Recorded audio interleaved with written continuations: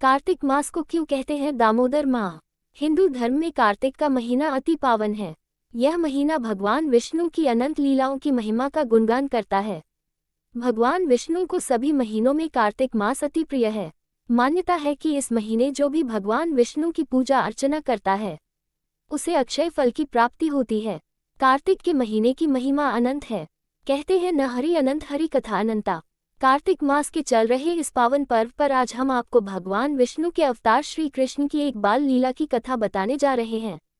इसका वर्णन अनेक पुराणों में मिलता है। श्री कृष्ण की एक बाल लीला कथा इस कार्तिक मास से जुड़ी हुई है, जिस कारण कार्तिक मास को दामोदर माह के नाम से भी जाना जाता है। यशोदा माँ ने जब कान्हा को रस्सी से बांधा। जैसा कि हम सभी जानते हैं कि भगवान श्री कृष्ण को बचपन से ही माखन खाना बहुत पसंद था।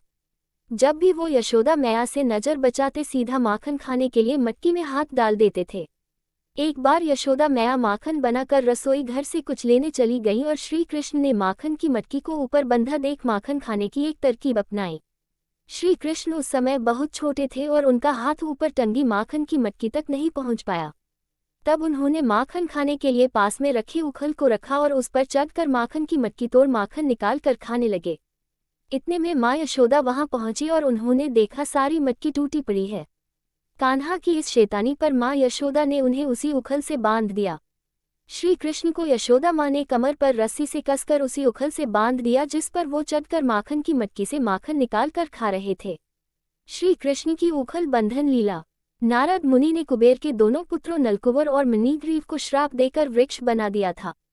वो दोनों लोग श्राप पाने के बाद वर्षों से तपस्या कर रहे थे कि कब श्री कृष्ण जन्म लेंगे और कब उन्हें देवर्षि नारद के इस श्राप से मुक्ति मिलेगी। जब श्री कृष्ण ने द्वापर युग में जन्म लिया और वह गोकुल आए और जब यशोदा मैया ने उन्हें उखल से जिस समय बांधा था तब उन्हें इन दोनों श्रापित नलकुबर और मणिग्रीव को श्राप से मुक्त भी करना था। ये दोनों श्री कृष्ण के नंद भवन के बाहर वृक्ष बन गए थे।